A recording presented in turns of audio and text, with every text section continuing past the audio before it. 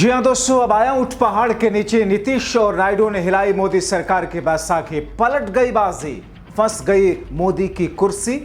कृषि कानून सरीखे वक्फ कानून भी वापस लेंगे मोदी। बहुत स्वागत है आप सभी का। आप देख रहे हैं द राजनीति का विशेष सेगमेंट खबर और विश्लेषण। मैं हूं जब्बार खान।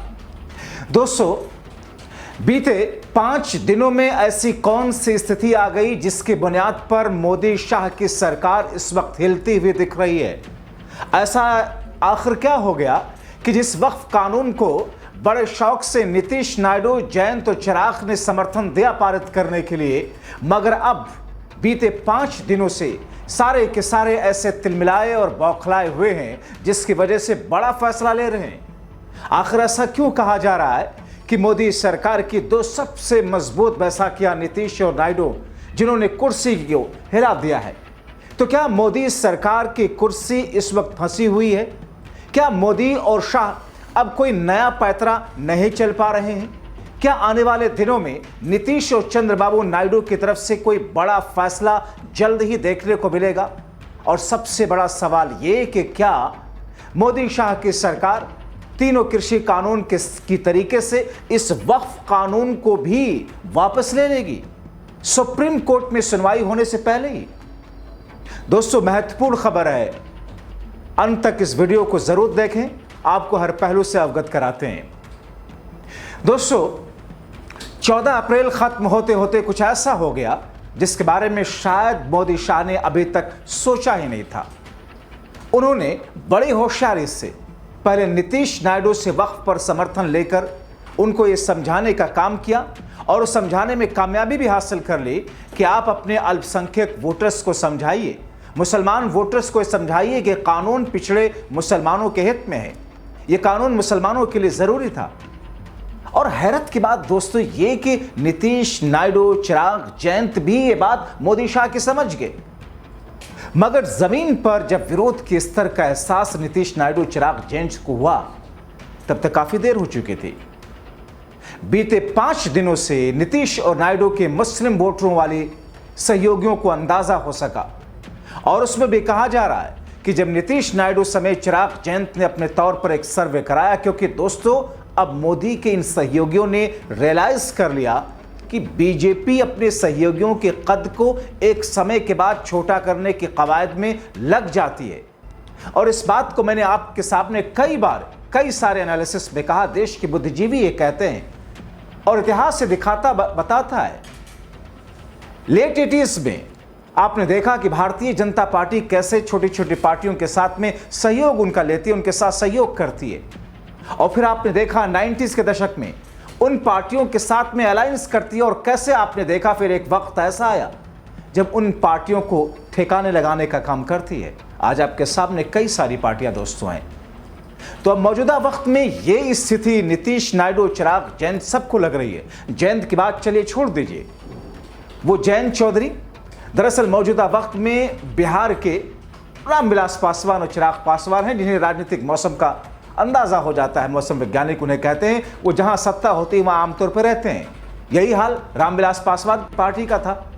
चिराग पासवान मौजूदा वक्त में फिलहाल यही करते हुए दिख रहे हैं। मगर दोस्तों, वक्फ का कानून लाकर के मोदी शाह ने नीतीश, चिराग, जयंत के साथ तो कम से कम यही किया कि उनको ठिकाने लगाने के लिए उस ताबूत में कई सारे कील ठोक दी। इस बीच नीतीश को सीएम ना बनाने का इनडायरेक्ट ऐलान भले ही बीजेपी के एक दूसरे राज्य के नेता के जरिए किया गया हो, भले ही उन्होंने नीतीश कुमार का नाम लेकर के ये नहीं कहा हो कि उनको मुख्यमंत्री नहीं बनाया जाएगा, मगर उनका बीजेपी का सीएम बनना और बनाने की बात करना, सम्राट चौधरी की वकालत करना, मोदी के सहयोगी और देश की राजनीतिक जानकार इसका मतलब ये निकाल रहे हैं कि साहब ये एक तरीके से ऐलान ही है। और इस ऐलान ने आग में और ज्यादा घी डालने का काम कर दिया। नीतीश और उनके समर्थक तो हर हाल में अब नीतीश कुमार से सख्त कदम उठाने की बात कर रहे हैं। कुछ ऐसी स्थिति दोस्तों नायडू के साथ है। खबर है कि नायडू और नीतीश मोदी को अपना संदेश भिजवा रहे हैं, और कई तो यहां तक कह रहे हैं कि उन्होंने संदेश भिजवा दिया है, क्योंकि भले ही बिहार में अभी चुनाव है, आंध्र प्रदेश में समय है, मगर नायडू को तो बड़ा नुकसान होगा दोस्तों, क्योंकि नायडू भी मान चुके हैं कि मुसलमान उनसे नाराज हैं। 72% आसपास मुसलमानों का वोटर नायडू के पास गया था। चिराग जयंत का तो बम्पर नुकसान होगा, जबकि नीतीश को होने वाला नुकसान अभी से वो उनको महसूस कर रहे हैं, वो एहसास कर रहे हैं। दोस्तों, ऐसे में नीतीश नायडू का मोदी को भेजा गया मैसेज महज हवाई इस बार बिल्कुल नहीं, बल्कि एक बहुत ही संजीदा स्तर पर उठाया गया कदम है। खबरें यहां तक हैं कि नीतीश नायडू ने तो बैसाखी हिलाने के संकेत दे दिए हैं। यानी कि केंद्र की मोदी सरकार की स्थिति इस वक्त डामाडोल है। दोस्तों, अगर ये मतलब, ये मायने इसका निकाला जाए तो अतिशयोक्ति नहीं होगी, गलत नहीं होगा। क्योंकि एक तरफ जहां पर क्षेत्रीय पार्टियां हैं जो नीतीश और नायडू सरीके जयंत और चिराग हैं, जो कि कहीं ना कहीं अपने राज्य की राजनीति करती है। जाहिर तौर पर अगर पार्टियां अपने राज्य में कमजोर हुई तो फिर केंद्र की राजनीति करके वो क्या करेंगे? उनकी बुनियाद, उनकी जड़ तो वो जगह है जहां की वो पार्टियां हैं, जहां की वो राजनीति करती हैं। और इसीलिए कहा जा रहा है कि चिराग पासवान भले ही पब्लिक डोमेन में आकर के ये कहें कि मुसलमानों के हित के लिए है, मैंने बहुत सोच समझ करके यह फैसला लिया है, लेकिन राजनीतिक जानकारी बता रहे हैं कि चिराग पासवान दरअसल अंदर से हिले हुए हैं। एक वाटर टेस्टिंग के तौर पर इस मैसेज को कन्वे करके देखना चाहते हैं कि मुस्लिम समाज का रिएक्शन होता कैसे है। दोस्तों, अब ऐसे में खबरें हैं कि नीतीश नायडू ने बैसाखी हिलाने के संकेत तो दिए हैं, लेकिन नायडू के मैसेज पर विचार, नीतीश के मैसेज पर विचार मोदी सरकार भी कर रही है। यह सबसे बड़ा पहलू है। दोस्तों, आज की इस खबर का सबसे बड़ा जेस्ट यही है। कहा जा रहा है कि सुप्रीम कोर्ट में हियरिंग शुरू होने से पहले इस कानून को वापस लेने का संकेत दे सकती है मोदी सरकार, या होल्ड कर सकती है। और इसके कारण भी है दोस्तों। और अगर ऐसा हुआ तो कृषि कानून के बाद भी ये दूसरा ऐसा कानून होगा थोड़ी सी मुद्दत में, थोड़े से समय काल के अंदर, कि जब मोदी सरकार ने बड़े जोर शोर से कानून ला करके बना करके फिर उसे वापस ले लिया। दोस्तों, अब ऐसी स्थिति में मोदी सरकार या फिर मोदी और शाह यूं ही ऐसा नहीं करेंगे, बल्कि इसके पीछे उसके कई सारे कारण हैं। इसके पीछे की वजह जो है आपके सामने मैं बताता हूं।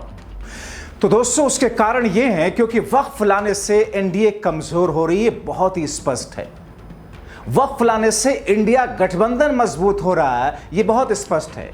कहा जा रहा है कि आने वाले समय में जिस तरीके से राहुल का फोकस दलितों पर बीते कुछ वर्षों से देखने को मिल रहा है, जातीय जनगणना का अभियान जिस तरीके से चलाया जा रहा है, उससे देश में दलित पिछड़ा इकट्ठा हो सकता है।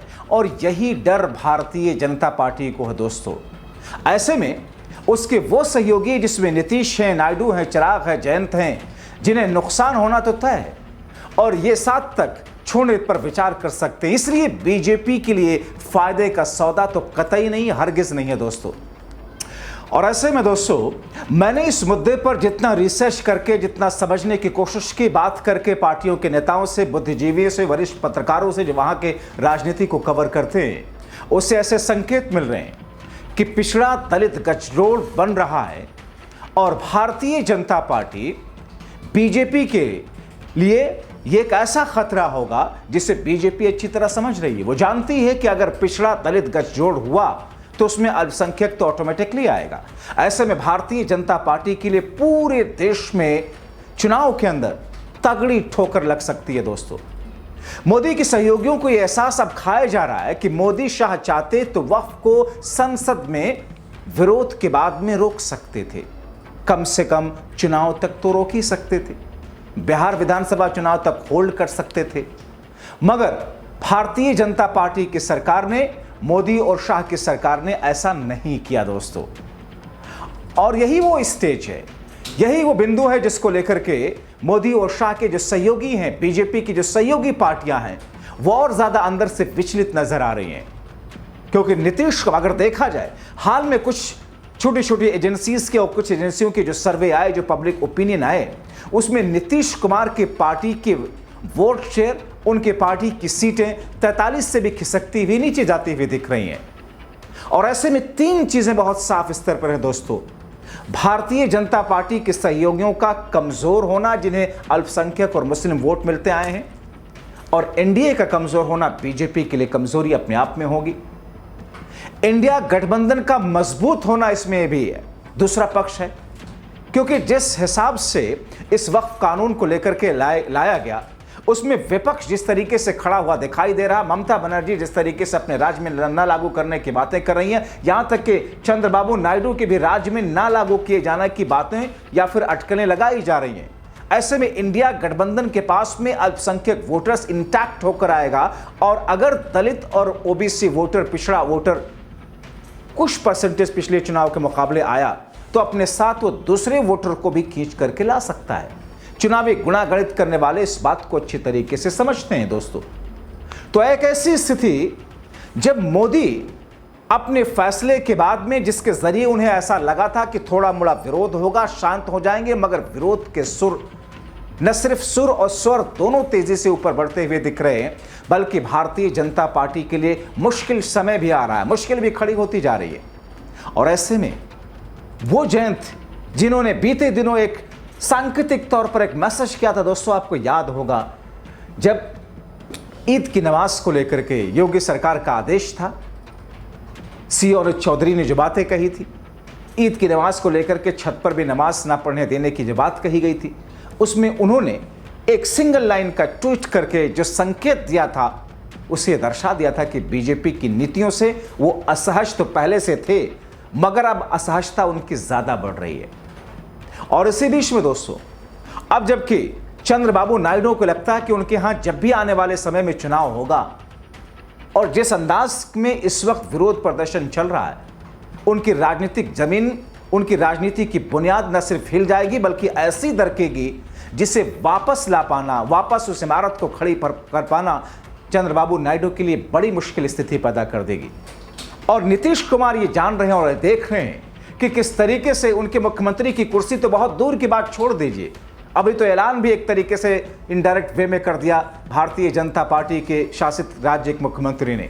मगर दूसरी तरफ नीतीश ये जानते हैं कि उनकी पार्टी किस तौर पर मौजूदा वक्त में भारतीय जनता पार्टी के ऑपरेशन लोटस के निशाने पर है। वो जानते हैं कि 43 से नीचे खिसकना उनके लिए कोई अचंभित बात नहीं होगी, जबकि अल्पसंख्यक वोटर उनसे पूर्ण रूप से खिसकने जा रहा है।